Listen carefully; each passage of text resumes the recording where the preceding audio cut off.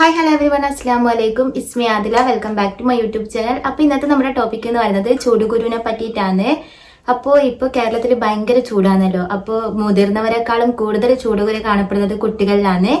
അപ്പോൾ നമുക്ക് ചൂടുകുരു വരാണ്ട് എങ്ങനെ പ്രിവെന്റ് ചെയ്യാം, വന്ന ചൂടുകുരുവിനെ എങ്ങനെ മാറ്റിയെടുക്കാന്നുള്ള ഒരു ഹോം റെമഡിയും കൂടി ഞാനിതിൽ ഇൻക്ലൂഡ് ആക്കുന്നുണ്ട്. അപ്പോൾ വീഡിയോ എല്ലാവരും സ്കിപ്പ് ചെയ്യാണ്ട് ഫുള്ളായിട്ട് കാണുക. കണ്ടിട്ട് ഇഷ്ടപ്പെട്ടാൽ എന്തായാലും ലൈക്ക് ചെയ്യുക, ഷെയർ ചെയ്യുക, സപ്പോർട്ട് ചെയ്യുക. അപ്പോൾ നമുക്ക് നേരെ വീഡിയോയിലോട്ടേക്ക് പോകാം.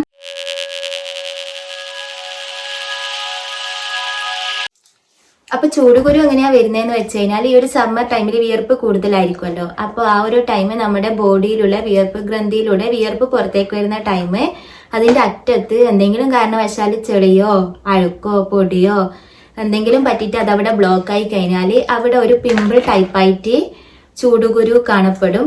അപ്പൊ ചൂടുകുരു റെഡ് കളറില് വൈറ്റ് കളറില് അങ്ങനെയെല്ലാം കാണുന്നുണ്ട് കേട്ടോ. അപ്പൊ ഈ ഒരു ചൂടുകുരുവിൽ ബാക്ടീരിയ വഴി സെക്കൻഡറി ഇൻഫെക്ഷൻ നടന്നു കഴിഞ്ഞാൽ അതവിടെ പഴുപ്പ് പോലെയും കുറച്ച് വലിയ സൈസായിട്ടും അങ്ങനെയെല്ലാം കാണപ്പെടും. ഇപ്പൊ ചൂടുകുരു നോർമൽ നേച്ചറായിട്ട് അങ്ങനെ വന്ന് പോകുന്ന ഒരു സംഭവമാണ്. പക്ഷെ ചെറിയ കുട്ടികളിലെല്ലാം വന്നു കഴിഞ്ഞാൽ അത് ചൊറിച്ചലും അങ്ങനെയെല്ലാം കാണപ്പെടുന്നുണ്ട്. അപ്പോൾ ചെറിയ കുട്ടികൾക്കെല്ലാം അത് ഭയങ്കര ഒരു ഇറിറ്റേഷൻ ആണ്. അപ്പൊ ചൂടുകുരു പ്രിവെന്റ് ചെയ്യാനുള്ള ഫസ്റ്റത്തെ മെത്തേഡ് എന്ന് പറയുന്നത് നിങ്ങൾ കുട്ടിക്ക് കഴിയുന്നതും ലോഷന്, ക്രീം, പൗഡർ ഇതുപോലത്തെ സംഭവങ്ങളൊന്നും യൂസ് ചെയ്യാണ്ടിരിക്കുക. രാവിലെ ഈ മോർണിംഗ് ടൈം തീരെ യൂസ് ചെയ്യാണ്ടിരിക്കുക. അപ്പൊ നമ്മൾ ഈ വിയർപ്പ് ഗ്രന്ഥിന്റെ അറ്റത്ത് ഈ പൗഡറെല്ലാം വന്നിട്ട് അവിടെ ബ്ലോക്ക് ആയിട്ടാണ് കേട്ടോ ചൂടുകുരു കൂടുതലാവുക ചെയ്യുക.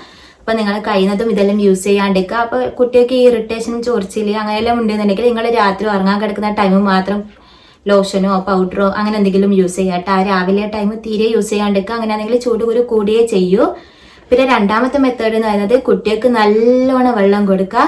കുട്ടികളുടെ ബോഡി എപ്പോഴും ഹൈഡ്രേറ്റ് ആക്കിയിട്ട് വെക്കുക. അങ്ങനെയാണെങ്കിൽ നിങ്ങൾക്ക് കഴിയുന്നതും ചൂടുകുരു നല്ലോണം പ്രിവെന്റ് ചെയ്യാൻ വേണ്ടി പറ്റും. എപ്പോഴും ഇടയ്ക്കിടയ്ക്ക് കുറച്ചായിട്ട് വെള്ളം കൊടുക്കുക. പിന്നെ മൂന്നാമത്തെ മെത്തേഡ് എന്ന് പറയുന്നത് 2 നേരം കുളിച്ചു കൊടുക്കുക കേട്ടോ. 2 നേരം കുളിച്ചു കൊടുക്കുന്നത് കൂടാണ്ട് തന്നെ വിയർക്കുന്നുണ്ട് എന്ന് തോന്നിയിട്ടുണ്ടെങ്കിൽ നല്ല ഒരു കോട്ടന്റെ നനഞ്ഞ തുണി വെച്ചിട്ട് നല്ല രീതിക്കൊന്ന് തുടച്ചു കൊടുക്കുക. എപ്പോഴും തുടച്ച് വെച്ചു കൊടുക്കുക കേട്ടോ കുട്ടികളെ ബോഡി. പിന്നെ ഈ ഫാന് AC എല്ലാം ഇട്ടിട്ട് കുട്ടികളെ ഇരുത്തുക.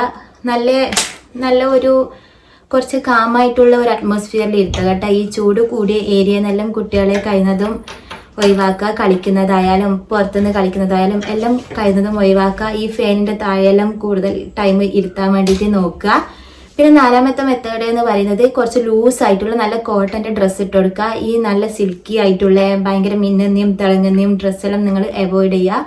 കുട്ടികൾക്ക് കഴിയുന്നതും നല്ല കോട്ടന്റെ നല്ല ലൂസ് ആയിട്ടുള്ള ഡ്രസ്സ് ഇട്ട് കൊടുക്കുക. അപ്പൊ കുട്ടികൾക്ക് ചൂടുകുരു ഉണ്ട് എന്ന് വെച്ചിട്ട് നിങ്ങൾ ഡ്രസ്സ് ഇടാണ്ട് നടത്തിക്കറ കേട്ടോ. അപ്പൊ ചൂടുകുരു കൂടിയേ ചെയ്യൂ. ചൂടുകുരു ഉണ്ടെന്നുണ്ടെങ്കിൽ തന്നെ കോട്ടന്റെ നല്ല ലൂസ് ആയിട്ടുള്ള ഡ്രസ്സ് ഇട്ട് കൊടുക്കുക. അപ്പൊ ഡ്രസ്സ് ഇടാണ്ട് നടത്തിക്കുന്ന ടൈം ചൂടുകുരു അധികം ആവാന്ന് കേട്ടോ ചെയ്യാ.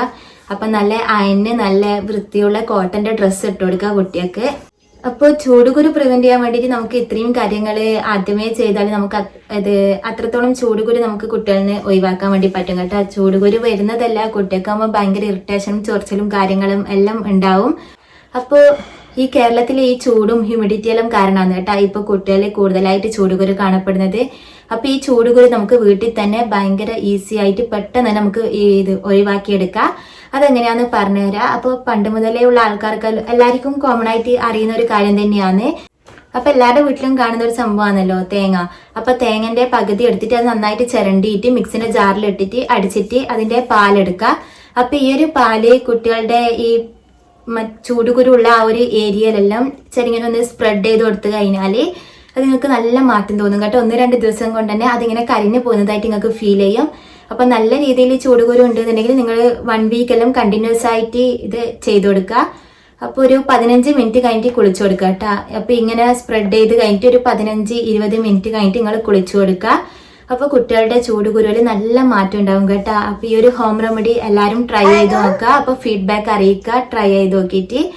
അപ്പൊ നമ്മുടെ ഈ ഒരു വീഡിയോ ഇത്രയേ ഉള്ളൂ. അപ്പൊ വീഡിയോ ബൈൻഡപ്പ് ചെയ്യാന്ന്. അപ്പൊ എല്ലാവർക്കും ഇഷ്ടപ്പെട്ടു എന്ന് വിചാരിക്കുന്നു. ഇഷ്ടപ്പെട്ടാൽ എന്തായാലും ലൈക്ക് ചെയ്യുക, കമന്റും കൂടി ചെയ്യുക. സബ്സ്ക്രൈബ് ചെയ്യാണ്ട് കാണുന്നവരുണ്ടെന്നുണ്ടെങ്കിൽ സബ്സ്ക്രൈബ് ചെയ്യുക, സപ്പോർട്ട് ചെയ്യുക. അപ്പൊ നമുക്ക് അടുത്ത വീഡിയോയിൽ കാണാം. അതുവരേക്കും എല്ലാവർക്കും ബൈ.